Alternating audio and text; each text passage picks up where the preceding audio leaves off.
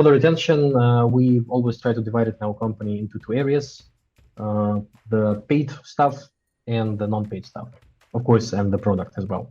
So for the paid stuff, we are talking about the placements for banners and videos on the internet where we can run retargeting and remarketing campaigns.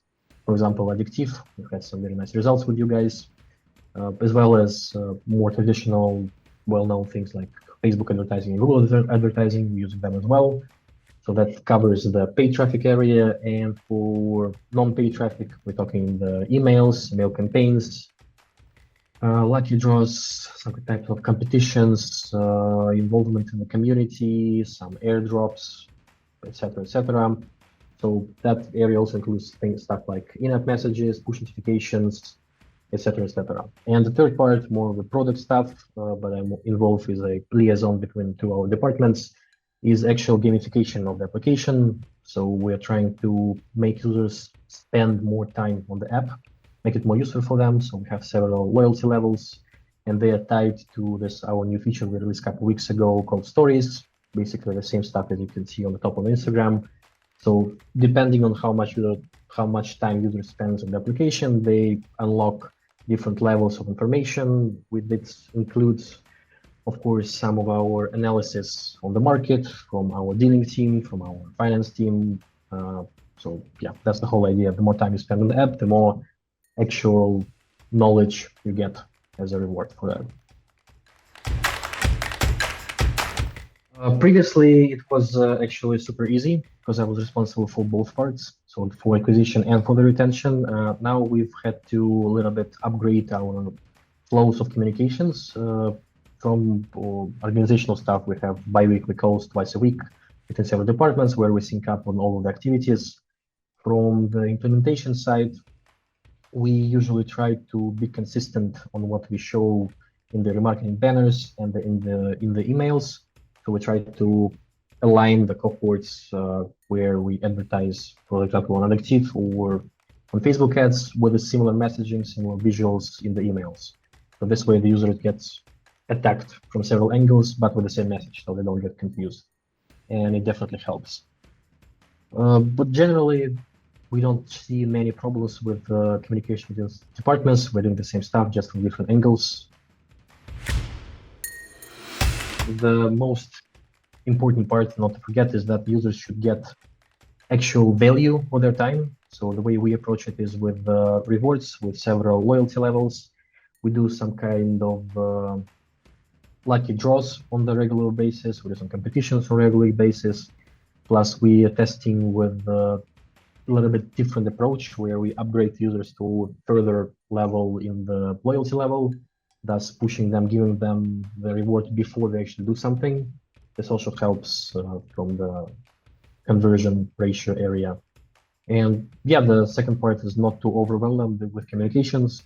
So from our side, a little insight, we've tested at least on our user base, the frequency of the emails which yields the better results. So for retention, more than 3-4 emails a week seems to just bore out users, unfortunately.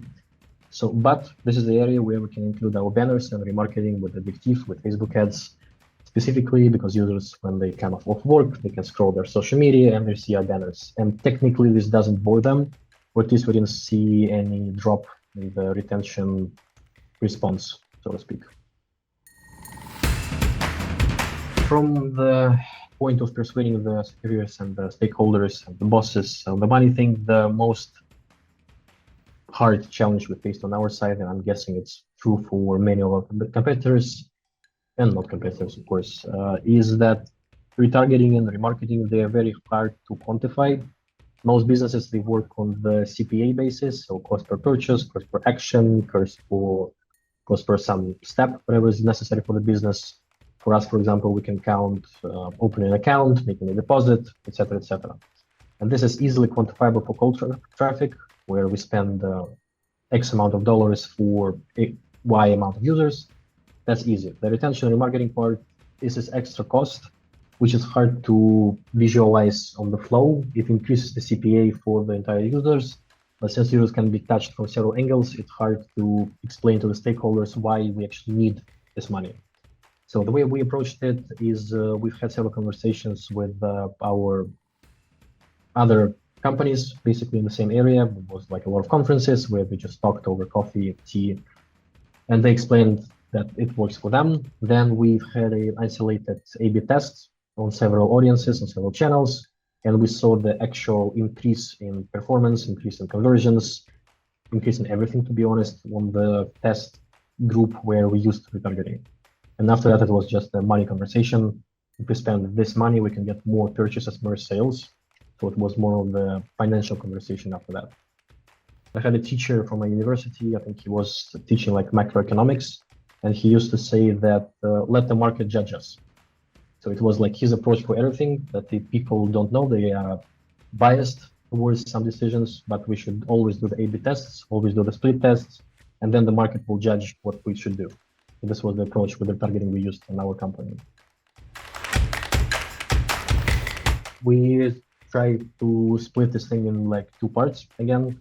So we have the internal and the external. The internal part, we try to get the communication with the different departments, so like the marketing and the product team, always in sync, always aligned. So whenever we, from the marketing side, see something changing, some trends changing, we can always imply our product team to actually fix some things or change some things or change the level of gamification or something like that. From the internal user side, we try to always split it in two parts. The first one being the value we provide to user. So this is the product stuff. We try to keep the product up to date. We try to stay competitive, stay ahead of the curve with the actual product we deliver to users. So it's, in our case, it's more of a financial product. So we can lower the fees, we can keep them competitive, we can increase some features in the pipeline which users ask for. We try to get them always to voice their opinions. So we have the best in the world customer success team. They're always in communication with users, so we're getting feedback on new features and new releases. This is from the providing the value, and from the more of the business side, the only way to get users to stay on the platform is to stay visible. So we try to employ the retargeting and remarketing campaigns as much as we can to remind the users that we're still here and they can use us. We use the remarketing and retargeting part for telling users about the competitions, telling users about the lowering the fees, about the new products, etc., etc. So I will start the advice part with the little use case that we started to employ in our company, I think last year, and it yielded very interesting results. So we are having every once in a while the sort of a hackathon where we gather several members from different departments, so the product team, the developers, the marketing part, and we try to develop artificially some features which are not designed to go to market. So we can exclude the compliance, we can exclude the finance part, the money part, the legal part, and we can specifically focus on the communication between the developers, product and marketing, and designers, of course. Never should forget the designers. And yes, it helps us immensely because we can iron out those processes, create new chats, new Jira boards, new communication flows. We can test drive all the communication where the bottleneck is, we can fix this, etc., etc. And since the compliance and the legal part are not involved, because it's an emulated feature, then we can streamline it, and over a couple of days we can develop a new feature, and it helps us iron out all of the wrinkles and the bottlenecks and the flows of communication. And yeah, from the more general standpoint, don't overboard your client base. So change your banners consistently. Don't send emails every single day, twice a day, thrice a day. And yeah, use Addictive.